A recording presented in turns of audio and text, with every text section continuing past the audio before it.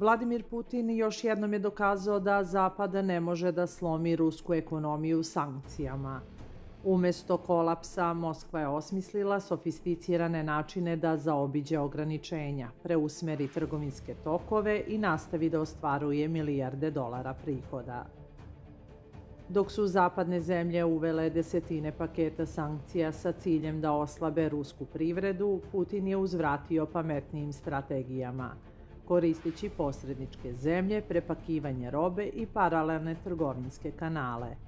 Rezultat toga je da Evropa i dalje nesvesno finansira Rusiju, dok se Moskva ekonomski prilagodila i čak povećala svoje prihode u određenim sektorima. Prema rečima nemačkog novinara Larsa Erika Nivelštajna, ruski predsjednik je još jednom nadmudrio sankcioni režim, omogućivši da se ruski proizvodi i dalje plasiraju na evropsko tržište, samo sada pod drugačijim oznakama. Jedan od najsvežijih primjera kako Rusija zaobilazi sankcije jeste trgovina drvnim proizvodima. Iako je Evropska unija u julu 2022. godine uvela zabranu uvoza ruskog drveta, Putinov sistem preusmeravanja robe brzo je pronašao način da izigra ograničenja. Ruska brezova šper ploča sada prvo prolazi kroz Tursku, gde dobija novu etiketu i papire koji je identifikuju kao turski proizvod.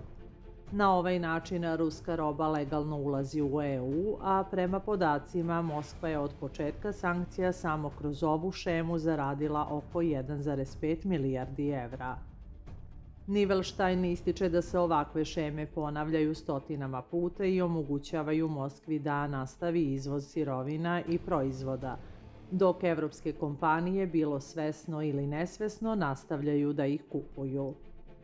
Sličan model koristi se i za ruske dijamante koji su formalno blokirani na evropskom tržištu. Umesto direktne prodaje, oni se izvoze u Indiju, gde se obrađuju i zatim legalno prodaju Evropi kao indijski proizvodi. Na isti način ruska nafta i naftni derivati pronalaze put do evropskih tržišta preko trećih zemalja i flote iz Senke. Moskva koristi tankere koji plove pod zastavama drugih država, često menjaju registarske oznake i koriste sisteme koji otežavaju praćenje porekla tereta. Zapadne zemlje formalno ne kupuju rusku naftu, ali suštinski ona i dalje stiže do evropskih rafinerija, prepakovana i označena kao da dolazi iz drugih država.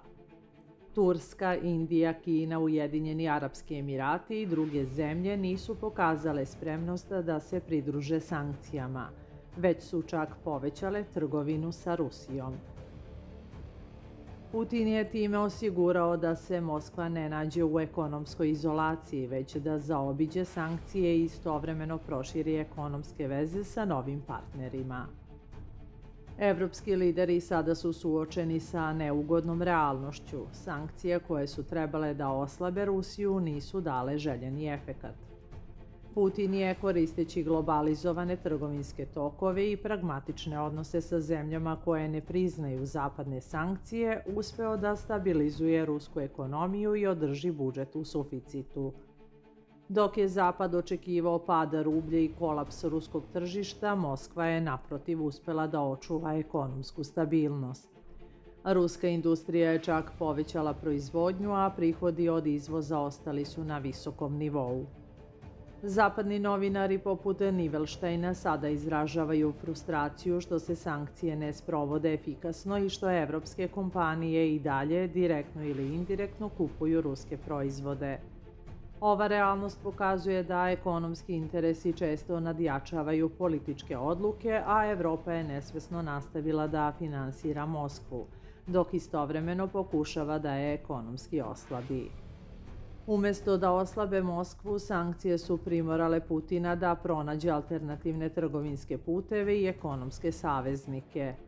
U međuvremenu Evropa se sada suočava sa posledicama sopstvenih odluka, rast cena energenata, smanjenje industrijske proizvodnje i sve veće ekonomske probleme.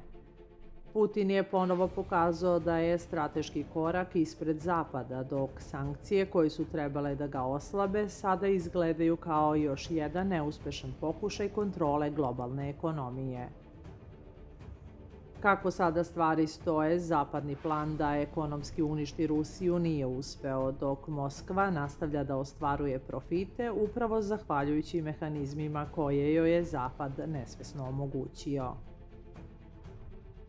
Zapratite naš kanal i playlistu Balkanska hronika.